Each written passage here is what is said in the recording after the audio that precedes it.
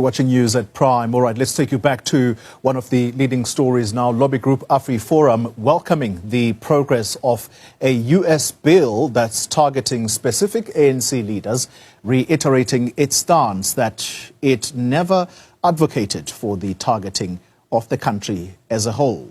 Ernst Roots, or rather Ernst van Zyl, is from AfriForum, and he joins us now. Ernst, good evening to you. Thank you very much for your time. I was saying when you couldn't hear me earlier that important not to confuse viewers here and make them think that there is now a law that's already been passed in America. This is a bill.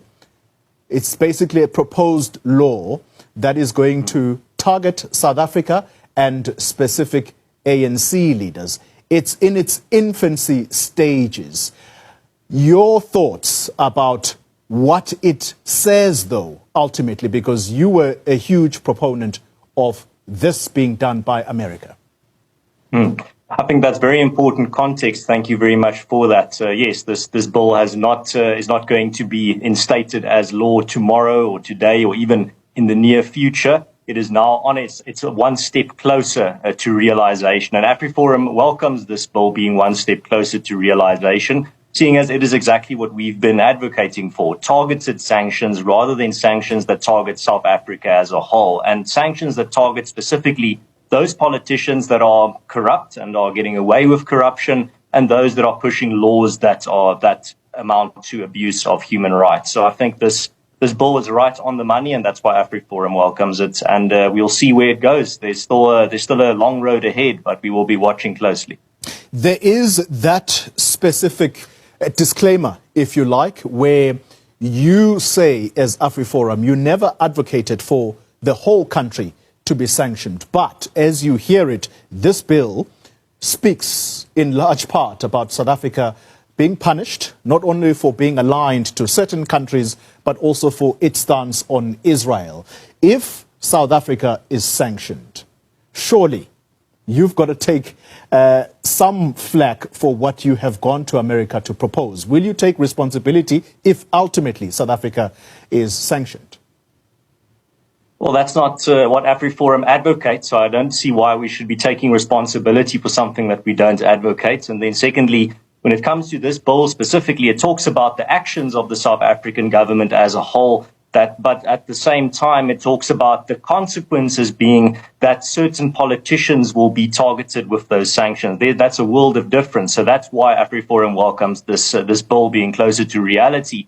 But if South Africa is as a whole punished or sanctioned by the United States, I don't see why AfriForum should be blamed or be made the scapegoat for that. The main blame should then fall on the South African government for their antics and their extremist rhetoric and the laws that they are pushing that caused the reaction and the retaliation from the United States in the first place. AfriForum can only take responsibility for that which we advocate. Yeah. You'll remember the president of this country. I think it was just after his visit, or possibly even before that, when he went to the White House. He did say that he takes a dim view of organizations such as yours, including members of political parties whose parties are represented in Parliament, that you cannot advocate for your country, South Africa, being punished by another country because it is going to do untold damage to the South African economy, and this is going to now involve, or it's going to affect just about everyone. So how do you avoid a situation where the government says, well, this is what AfriForum advocated for, and therefore they must take responsibility for what has happened? How do you avoid being lynched, so to speak?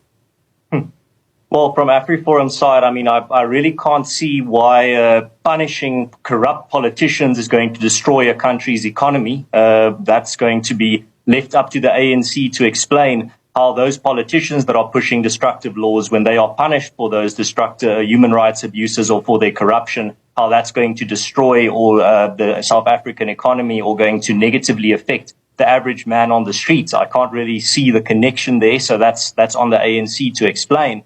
But then secondly as well, when your country is provoking another country and that country retaliates, as the United States is doing now with this type of bill, then the blame lies with those who did the provoking, but also at the same time with those who refused to find a solution domestically to these problems. AfriForum wrote to the president on many occasions in the past, last year, this year, the year before that. We wrote letters to the president saying these are the issues that AfriForum cares about, and we want to find a solution domestically in South Africa. And we were given no response. We were given a response that says we received your letter, and that was the end of it. So there is no will from the ANC in regards to solving these problems domestically. They only wait until the bomb has exploded on the international stage before they then start making a lip service towards let's solve this domestically. But the opportunity was there on a silver platter, and they rejected it. So when it comes to who should take the blame, well, those who, when it comes to the old saying that goes, what you sow, you shall reap.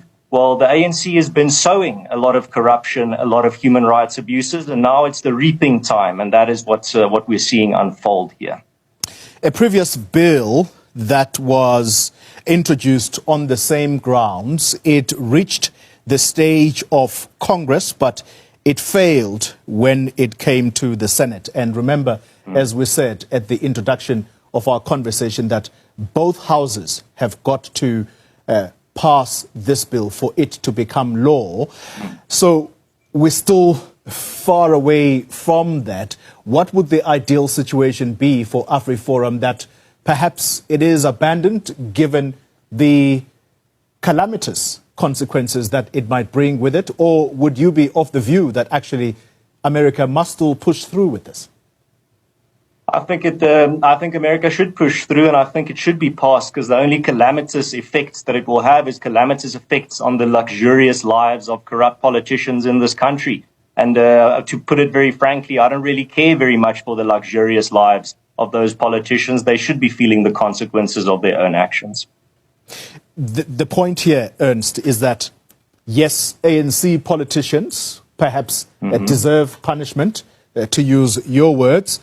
However, it's the whole country being enveloped in the whole sanctions scheme that is going to be punishing for the rest of South Africa. And we both know that South Africa is a majority poor country. Many people in South Africa live below the breadline. And so how do you still justify that? Yes, on the one hand, you're advocating for ANC politicians to take the blame for this, but it's the whole country, and that's the point. Right. No, but the point is that this bill is particularly concerned with targeted sanctions, and those targeted sanctions being targeted at those corrupt politicians. So I don't see really how the targeting of corrupt politicians is going to destroy the country or harm the average man on the street. If, let's say, the tariffs situation, that is going to have untold, or is going to do untold damage to companies that employ South Africans. It's a similar thing that I'm saying to you. Are you at least willing to? The tariffs are a separate issue, and that's an issue that the ANC and the ANC-led government seems to have wasted the past 90 months, 90 days or 3 months. It's a problem that they refuse to seem to even want to try to solve, from what we are hearing and what's being reported. For the past For the last 3 months, we didn't even have a diplomatic representative in Washington during one of the largest diplomatic crises that South Africa has experienced post-1994. That's once again, if you want to talk about tariffs, that's once again an issue that's completely at the foot of the ANC-led government. They are the ones who should be blamed for the situation that we are in at the moment. Yeah, but AfriForum has the ear of the current administration, although you won't tell us who you speak to directly there when you get to Washington. I'm saying you have the ear of the current administration, and the point is whether you would advocate for these tariffs not to go through, because, by the way, there is a large farming community, and it's the Afrikaners who are largely commercial farmers in South Africa. Surely they're going to take the pain. Surely they don't want this. Right, but now we've moved on now from targeted sanctions to talking about tariffs. I mean, tariffs is a completely different issue. That's an issue where AfriForum has not advocated that that tariffs should be put on South Africa. If you want to talk about tariffs, we can talk about that. When it comes to the tariffs that are going to be instituted on the 1st of August, those are once again linked to the direct actions of the South African government. And the American government has been very clear in regards to what needs to be done for the relations between the South African government and the American government to improve. Those 4 things have been made very clear. Firstly, they said that kill the Boer as a chant needs to be unequivocally and unreservedly condemned. Secondly, they said no expropriation without compensation is allowed to happen. They said that all American companies should be exempt from racially discriminatory policies. And then fourthly, they said that when it comes to the ANC-led government, a reaction to farm murders, that farm murders need to be made a priority crime in South Africa. And those 4 requirements have been made very clear, and none of them have been addressed by the South African government. And as I said earlier, as we've heard last week, what was reported is that for the past 3 months, we haven't even had, as a country, a diplomatic representative in the United States, because it's being reported that our special envoy, Mr. Jonas, has had his visa rejected and his credentials not being recognized by the American government. And the South African government it's being reported that the South African government was aware that Mr. Jonas was not going to be accepted by the American government on those grounds, and they didn't do anything to rectify the situation. Again, it all comes back to this is it's you reap what you sow, and it comes back to the fact that only one entity can really be held responsible, whether we're talking about tariffs or talking about targeted sanctions. Either way, it is the ANC-led government of this country. All right. Ernst van Zyl speaks for AfriForum. Thank you very much for your time. AfriForum supports US Sanctions Bill. What it means for South Africa. Lobby group AfriForum says it has only campaigned for targeted sanctions against corrupt leaders of the African National Congress in the South African government, adding that punishment against those high-ranking officials will not affect the economy. IOL reported on Wednesday that a bill which seeks to re-evaluate the bilateral relationship between the United States and South Africa and identify government leaders who should be subject to sanctions was passed by a U.S. House Committee on Foreign Affairs this week. The U.S.-South Africa Bilateral Relations Review Act of 2025 was introduced in April by Ronnie Jackson, a congressman from Texas. The bill, to become a law, will need to be approved by the House and Senate before being signed by President Donald Trump.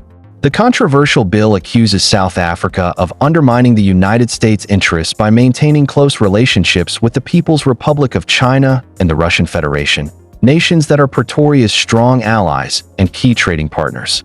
Ernst van Zyl, head of public relations at AfriForum, said the ANC's years of reckless and extremist diplomatic actions and rhetoric are now bearing bitter fruit.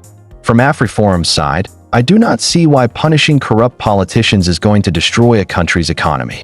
That is going to be left to the ANC to explain how those politicians who are pushing destructive laws, when they are punished for the human rights abuses or corruption, how is that going to destroy the South African economy or going to affect negatively the average man on the street? Van Zyl spoke to television news broadcaster Newsroom Africa. I can't really see the connection there. That is for the ANC to explain.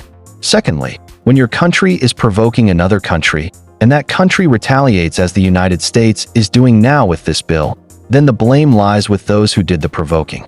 At the same time, with those who refuse to find a solution to the problems.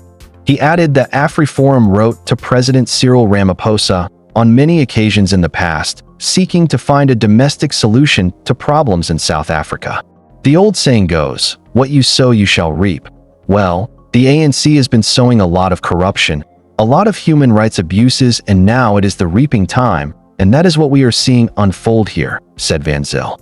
He said if South Africa is ultimately sanctioned, AfriForum must not be blamed, because the lobby group was only clamoring for targeted sanctions against ANC officials.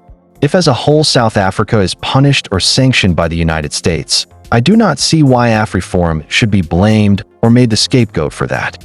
The main blame should be for the South African government for their antics, extremist rhetoric, and the laws that they are pushing that caused reaction and retaliation from the United States in the first place. AfriForum can only take responsibility for that which we advocate. According to a report by Aguado World News earlier this year, the bill mandates a comprehensive review to identify South African government officials and leaders of the African National Congress who may be subject to sanctions for their alleged support of American adversaries, such as China, Russia, and Iran. Commenting on X about the committee's approval of the bill, Jackson said, "South Africa made its choice when they abandoned America and our allies and sided with communists and terrorists. Today, my bill to fully review America's relationship with South Africa and give President Trump the tools necessary to hold their corrupt government accountable passed through committee. The days of allowing our so-called allies to walk all over us are over.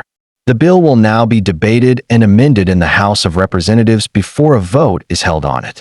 The House of Representatives will then submit the approved bill to the Senate for final consideration. Like and subscribe now. Thanks.